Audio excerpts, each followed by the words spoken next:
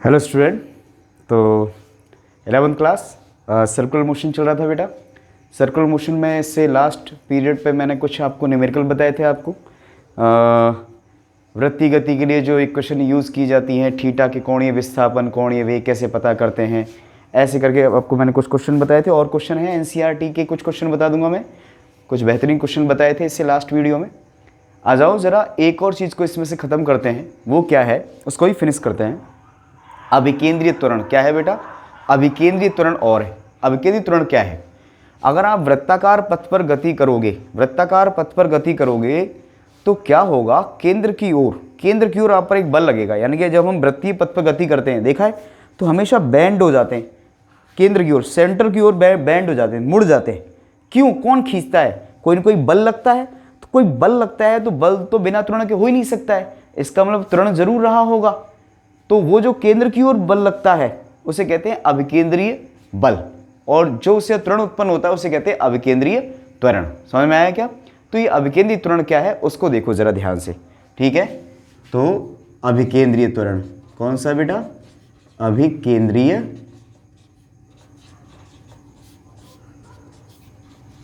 त्वरण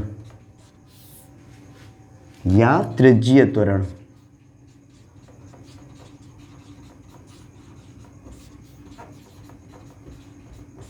यानी कि सेंट्रीपिटल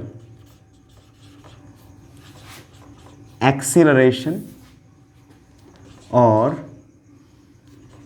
रेडियल एक्सेलरेशन। मेरी बात अच्छे से सुन लीजिएगा। जहां पर बल होगा वहां त्वरण जरूर होगा। तो जब हम किसी वृत्ताकार मोड़ पर मुड़ते हैं तो झुक जाते हैं केंद्र की ओर। ऐसा लगता है कि कोई खींच रहा है, केंद्र की ओर ऐसे झुक जाते हैं। आपने कभी सड़क भी देखी होंगी तो उसका जब मोड़ होता है तो ये वाला हिस्सा झुका रहता है। क्यों? क्योंकि यहाँ पर कोई ना कोई फोर्स लगता होगा। तो ये जो चीज़ है इसका मतलब ये आया कि इधर कोई ना कोई बल लगता है केंद्र की ओर, और जब बल लगता है केंद्र की ओर तो जाहिर है कोई ना कोई त्वरण भी होगा केंद्र की ओर। वो जो केंद्र की ओर त्वरण है उसे अभिकेंद्रीय त्वरण कहते हैं, ठीक है। अच्छा देखो, वृत्तीय पथ में अभिकेंद्रीय त्वरण अनिवार्य होगा हमेशा। बिना अभिकेंद्रीय त्वरण के वृत्तीय गति संभव ही नहीं है। वृत्तीय गति के लिए सबसे पहली शर्त यह है, वृत्तीय गति तभी मानी जाएगी जब अभिकेंद्रीय त्वरण जरूर हो, ठीक है।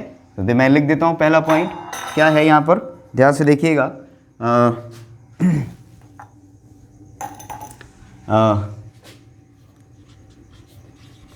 वृत्तीय गति के लिए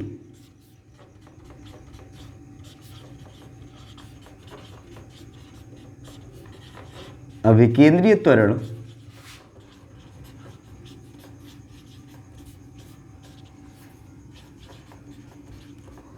अनिवार्य शर्त है।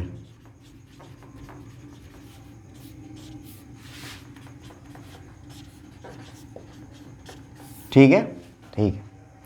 अब देखो जरा, माना स्मॉल आर त्रिज्या के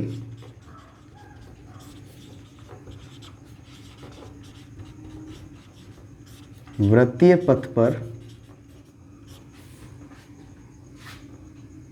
एक कण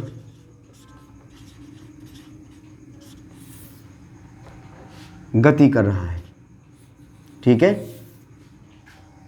v चाल से गति कर रहा है, ऐसा आप कह सकते हो, ठीक है।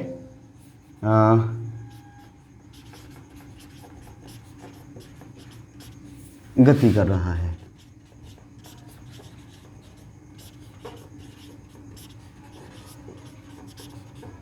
कर रहा है, ठीक। अच्छा, मान लो आप ये है वो वृत्तीय पथ, ठीक है। अच्छे से देख लीजिए, ये वो वृत्तीय पथ है, ठीक, ठीक है। अब यहां क्या है कि साहब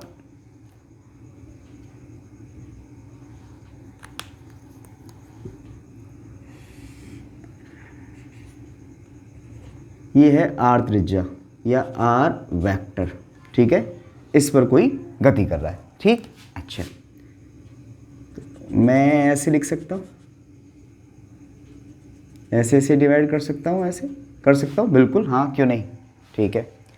हमने कहा यहाँ से यहाँ तक इसने जो एंगल बनाया है वो क्या है? थीटा।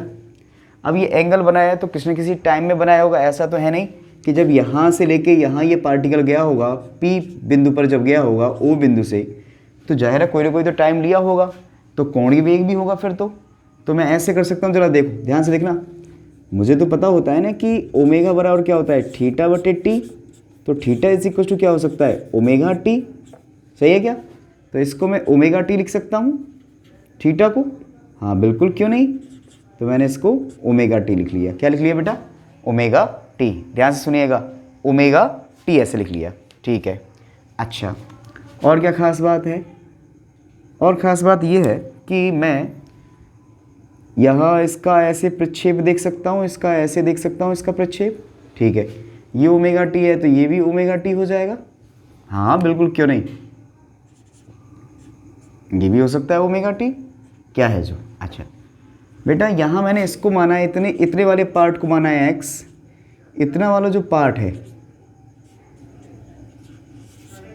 इसको माना है y, ये है x पार्ट और ये है y पार्ट, ठीक है। ऐसा मान सकते हैं, अगर ज़रूरत पड़ती है तो ऐसा कर सकते हो, ठीक है। अच्छा देखो ज़रा यहाँ, तब यहाँ देखो, x बराबर अगर मैं निकालना चाहूँ तो क्या निकलेगा, यहाँ से देखो, यहाँ पर अगर देखोगे तो यहाँ आएगा, अगर मैं r का घटक ले लूँ इधर की ओर, r का घटक इधर ले लूँ तो यहाँ आएगा, यहाँ पर आएगा r cos ओमेगा टी, ठीक है।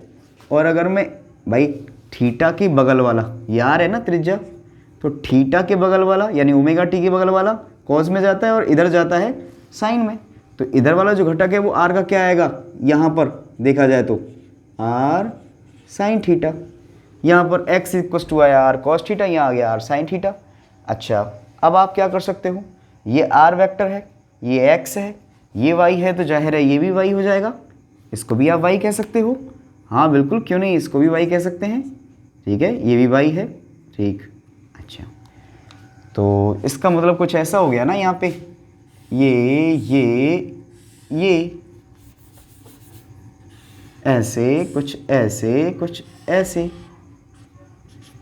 ये, अच्छा ये हो गया बेटा r, ठीक है, ये x है, ये y है, ठीक। तो आप ऐसे कर सकते हो ना, त्रिज्य सदिश,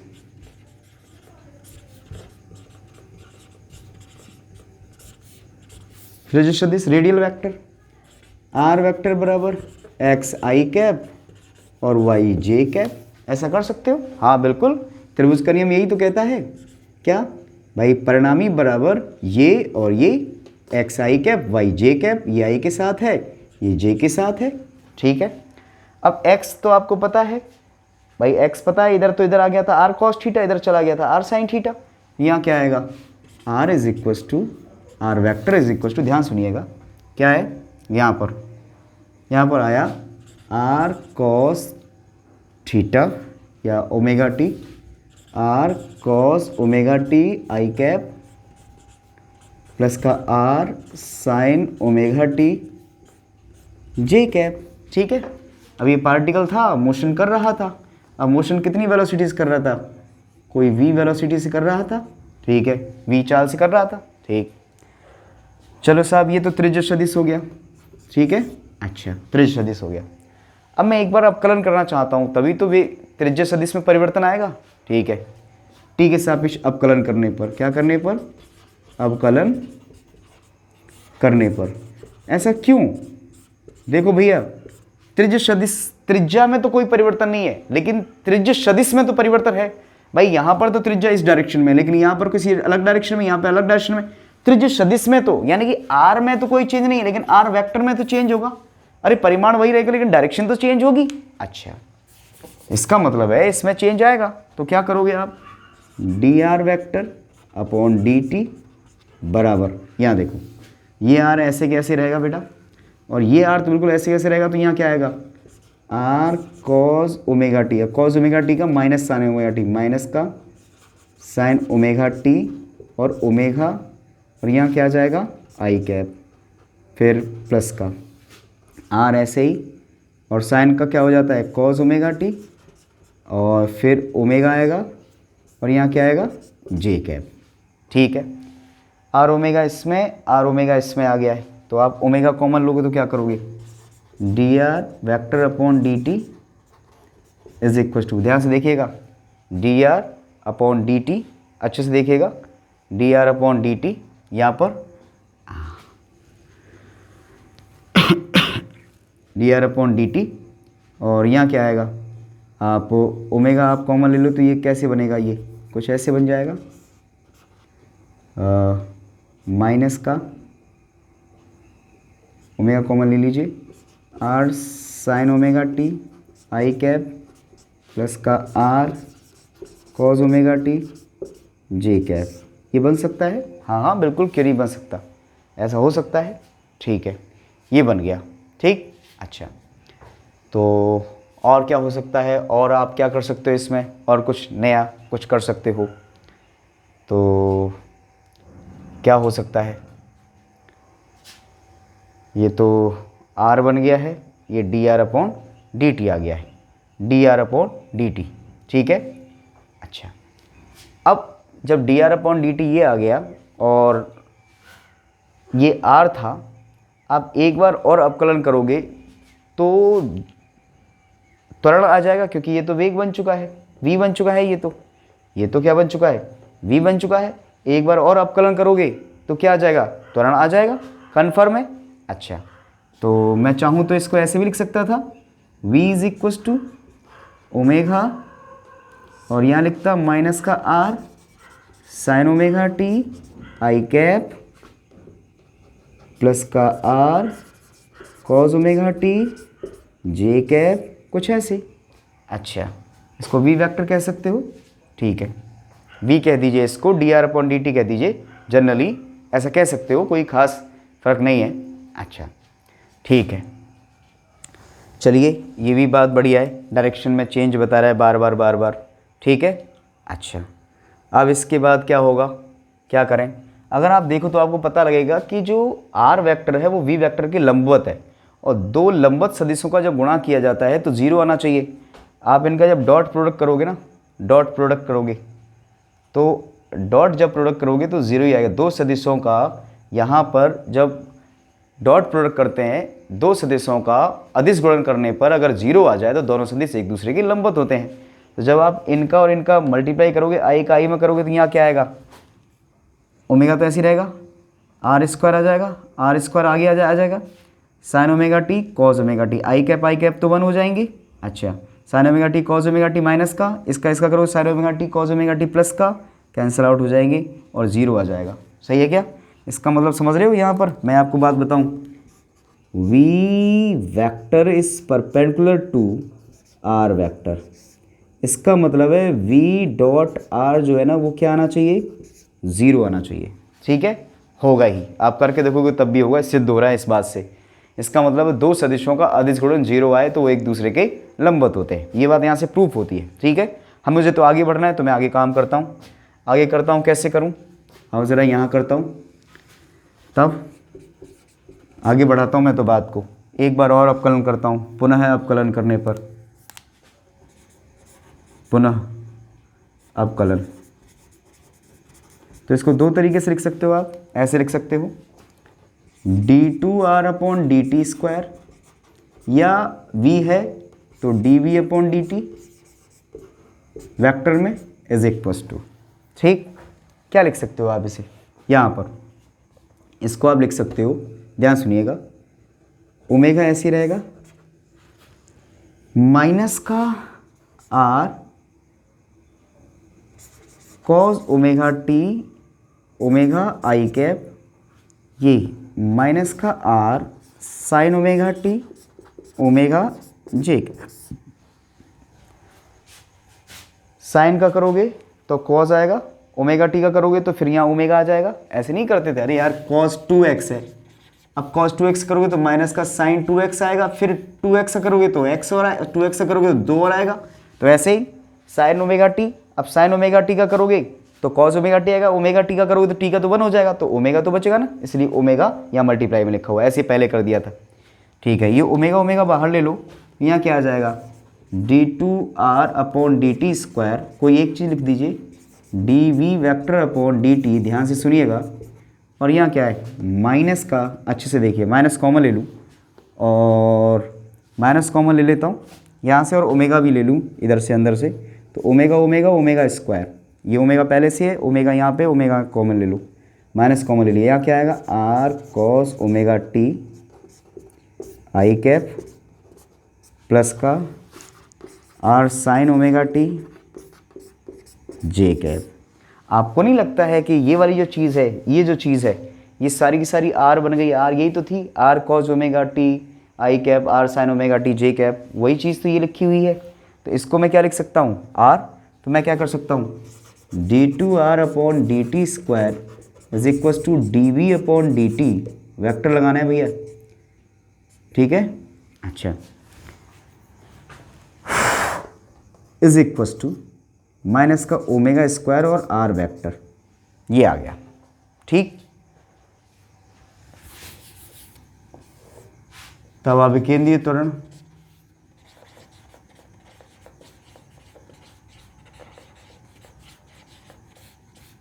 अभिकेंद्रीय त्वरण क्या आएगा ए सी, ठीक है, A C is equal to centimetre, A C is equal to D two are upon D T square कह दो या D we upon D T कह दो, एक ही बात है, ठीक है। यहाँ क्या आएगा ए सी इज इक्वल टू यहाँ माइनस का ओमेगा स्क्वायर आर वेक्टर आया, ठीक है। माइनस चिन्ह का मतलब क्या है, माइनस चिन्ह का मतलब ये है, ध्यान सुनो, आप अगर ध्यान से देखो तो क्या समझ में आता है, माइनस चिन्ह का मतलब है कि अभिकेंद्री त्वरण की जो दिशा है, अभिकेंद्री त्वरण की जो दिशा है वो त्रिज्य सदिश के विपरीत है, यानी त्रिज्या के विपरीत है। त्रिज्या की दिशा किधर है, अरे त्रिज्या की दिशा तो ऐसे जा रही है ना, त्रिज्या तो ऊपर की ओर जाएगी। अब अभिकेंद्री त्वरण कैसा आ रहा है माइनस में, इसका मतलब अभिकेंद्री त्वरण, जैसे a बराबर माइनस का b लिख दूं मैं वेक्टर, तो ये क्या कहना चाहता है, a जो है ना, अगर a इधर की ओर है तो b किधर है, b इधर की ओर है, समझ में आया क्या। यही तो होते हैं विपरीत सदिश, विपरीत सदिश, तो ये भी तो विपरीत सदिश हो गए। ओमेगा, ओमेगा तो छोड़ दीजिए, स्क्वायर है वो तो छोड़ दीजिए, आप आर पर देखिए, आर को, क्योंकि इस पर वेक्टर लगा हुआ है। तो ये माइनस चिन्ह क्या बता रहा है, यहाँ माइनस चिन्ह ये बता रहा है कि जो अभिकेंद्री त्वरण है वो त्रिज्या की विपरीत दिशा में, त्रिज्या तो ऊपर की ओर है, अभिकेंद्री त्वरण अंदर की ओर है, ठीक है। देखो जरा, यहाँ पर नेगेटिव साइन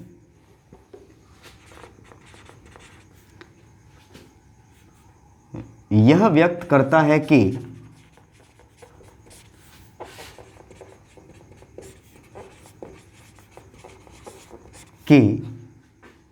अभिकेंद्री त्वरण की AC की दिशा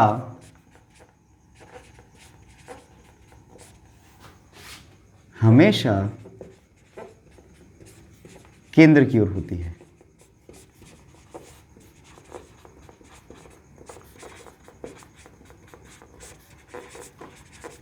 ये भैया इंपॉर्टेंट लाइन, हमेशा। तब AC सिंपल क्या लिख दूं मोड में, ऐसे ओमेगा स्क्वायर आर सिंपल, तो सिंपल क्या लिख सकते हैं इसको, AC is equal to omega square r, minus चिन्ह तो है ही एक्चुअली, तो यही वही फॉर्म है, AC is equal to omega square r, simple ऐसे लिख सकते हो, ठीक है, ये कर सकते हो। इसके और भी फॉर्म हो सकते हैं। आई थिंक आपको अच्छा नज़र आ रहा होगा और अच्छा दिखाई दे रहा होगा आपको, कोई प्रॉब्लम वाली बात है नहीं यहाँ पर, ठीक है बेटा। तो मैं थोड़ा सा आगे और बढ़ता हूँ, देखो ज़रा क्या है, तो मैं मिटा देता हूँ इसको, ठीक है, ये नोट कर लीजिएगा यहाँ तक। अच्छा,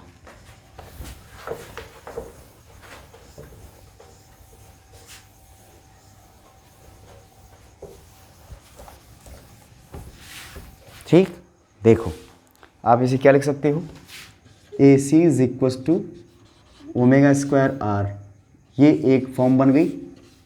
अब आपको पता है ना कि ओमेगा इज इक्वल टू क्या होता है, v square upon v upon r, तो यहाँ वी की वैल्यू रख दो यहाँ पर, भाई ओमेगा इज इक्वल टू यही होता है, तो आप क्या रख सकते हो, AC इज इक्वल टू नया फॉर्म बना सकते हो। तो यहाँ पर नया फॉर्म क्या आएगा, इसकी जगह लिखो तो v square upon r square, और यहाँ क्या आएगा आर, ये से ये कैंसिल आउट हो गया, तो AC इज इक्वल टू क्या आया, वी स्क्वायर अपॉन आर, ये भी बढ़िया फॉर्म है। इसका मतलब ये है कि आर इज इक्वल टू त्रिज्या, सही है, ठीक है। त्रिज्या, त्रिज्या क्या आएगी, ध्यान सुनिएगा, त्रिज्या क्या आएगी, वी स्क्वायर अपॉन ए सी, ऐसे कह सकते हो, ठीक है। और वेग की दिशा हमेशा आपने देखी थी, जैसे ये वृत्ताकार पथ है तो वेग की दिशा जैसे ऐसे थी ये, तो अभिकेंद्र त्वरण की दिशा कैसे थी, अंदर, ए सी की दिशा तो अंदर ही होती है, हमेशा अंदर की ओर होती है ए सी की दिशा, तो केंद्र की ओर, अंदर की ओर, ए सी चारों तरफ से अंदर की ओर लगता है, ये वी की दिशा है। तो इसका मतलब इस फॉर्मूले का सटीक फॉर्म क्या हो सकता है, आर वेक्टर वक्रता, सॉरी आर वक्रता त्रिज्या, वक्रता त्रिज्या, वक्रता का मतलब समझ रहे हो ना मेरी बात को, इसको वक्रता त्रिज्या कहते हैं आर को। तो वक्रता त्रिज्या आर बराबर v square upon a perpendicular है, यानी ए सी, और कैसा होता है ये परपेंडिकुलर, यानी कि वी स्क्वायर के लंबवत होता है, वी के लंबवत होता है अभिकेंद्र त्वरण। आप ये भी फॉर्म कर सकते हो, तो ये भी फॉर्म हो गई, ये भी फॉर्म हो गई। आप ये भी लिख सकते हो क्या, जैसे ओमेगा स्क्वायर, आप और भी फॉर्म कर सकते हो, कैसे, ए सी इज इक्वल टू है ओमेगा स्क्वायर आर। अब मुझे पता है कि omega is equal to 2πn होता है, तो आप ऐसे कर सकते हो A C is equal to 4π square N square are, ये भी आप अच्छे से कर सकते हो, क्या खास बात है, ठीक है। तो ये फॉर्मूले अभिकेंद्र त्वरण के फॉर्मूले हैं जो बहुत काम आएंगे आपके, बहुत काम आएंगे, अच्छे से देखिएगा, अच्छे से समझिएगा, ठीक है, बहुत आपके काम आएंगे ये बेटा। अच्छा, और देखो ज़रा अच्छे से, और क्या है इसमें, और ये है कि जैसे ये केंद्र है, ए सी की दिशा ऐसे है और ऐसे ए टी की दिशा है, ए टी है अभिकेंद्रीय त्वरण, अब सॉरी स्पर्शीय त्वरण कहते हैं इसको, स्पर्शीय त्वरण, ठीक है। अगर चाल में परिवर्तन हो रहा हो तो, चाल में परिवर्तन हो रहा हो, ठीक है, ऐसा नहीं हो 20 किलोमीटर पर घंटे से चक्कर लगा रहा है, 20 हो रही है, कभी 21 हो रही है, कभी ऐसी हो रही है, चाल में परिवर्तन हो रहा हो, ठीक है, चाल में परिवर्तन होता है तभी आता है, असमान वृत्तीय गति है ये।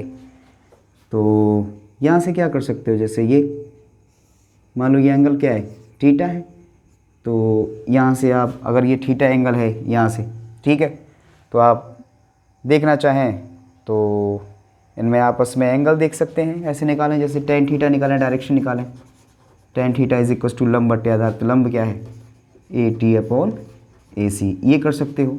दूसरा आप एक और कर सकते हो कि सतह पर लगता है स्पर्शीय त्वरण, केंद्र की ओर लगता है अभिकेंद्र त्वरण, तो परिणामी त्वरण कितना होगा असमान वृत्तीय गति के लिए, ठीक है, असमान वृत्तीय गति के लिए,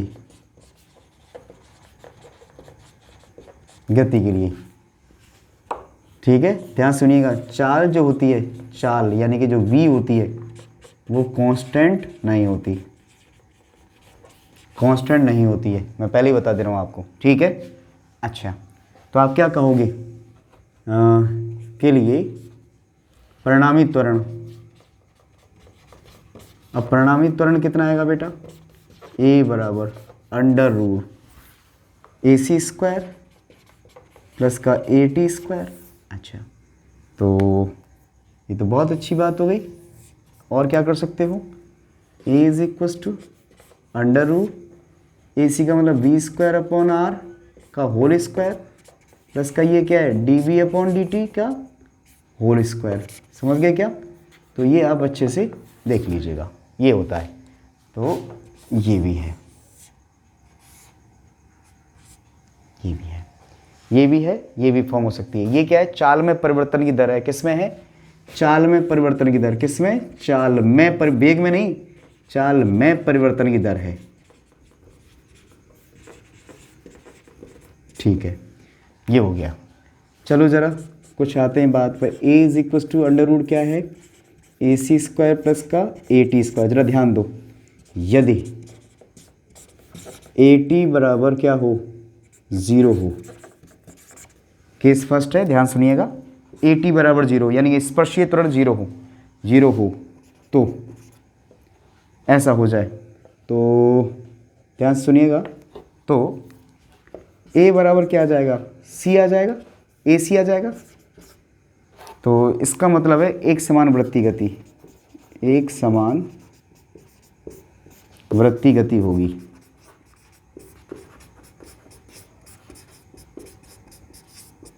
अच्छा, यदि ऐसा हो जाए,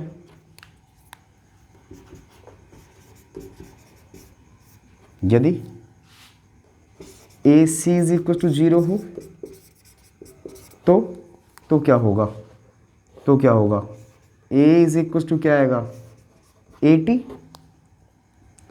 ठीक, तो क्या लिखोगे ब्रैकेट में, ऐसा होगा। तो इसका मतलब क्या है, और अभिकेंद्रित त्वरण अगर 0 है, अंदर लग ही नहीं रहा है, तो इधर से रगड़ता हुआ सीधे सीधे चला जाएगा, यानी कि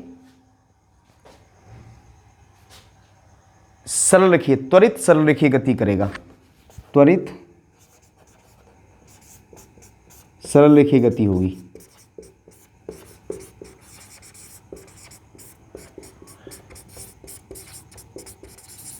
इसका मतलब समझ रहे हो, कोई एक पिंड लिया, मैं ऐसे ऐसे करके घुमा रहा हूं, अब हाथ है ना मेरा, ये अवकेंद्री बल प्रदान कर रहा है। जैसे ही मैं छोड़ दूंगा, तो अगर मैं यहाँ छोड़ूंगा, यहाँ जैसे वृत्त बन रहा है, यहाँ छोड़ूंगा तो यहाँ भग जाएगा, नीचे छोड़ूंगा तो नीचे भग जाएगा। समझ गए ना मेरी बात को। जैसे मैंने अगर यहाँ छोड़ा तो इधर चला जाएगा सीधे, ऐसा नहीं है लगातार घूमता ही रहेगा, यहाँ है तो इधर चला जाएगा, यहाँ है तो इधर चला जाएगा, यहाँ है तो इधर चला जाएगा। समझ में आई ना मेरी बात को, स्पर्श करता हुआ सीधे चला जाएगा। अगर मैंने, या भाई मैं, सही तो होता है, एक आपने एक कोई बॉल ली और बॉल को रस्सी से बांध लिया और ऐसे घुमा रहे हो आप, छोड़ दो तो घूमते रहना चाहिए, लेकिन नहीं होता, क्योंकि आपने अभिकेंद्री त्वरण देना बंद कर दिया। जैसे ही छोड़ दिया उसको तो सीधा इधर चला जाएगा या तो इधर चला जाएगा, मतलब वृत्त के अनुदिश स्पर्श रेखी गति करते हुए सीधा सरल रेखा में चला जाएगा। ठीक है, ये ठीक। अच्छा, दूसरी बात, यदि ऐसा हो, वो मैं आपको पहले ही बता चुका हूँ, ए सी डज नॉट 0 और ए टी डज नॉट 0। ठीक है, तब ये तो आपको पता ही है, A is equal to under root A C square plus का ए टी स्क्वायर। इसका मतलब क्या है, ए टी का स्क्वायर। असमान वृत्ति गति होगी, असमान वृत्ति गति होगी।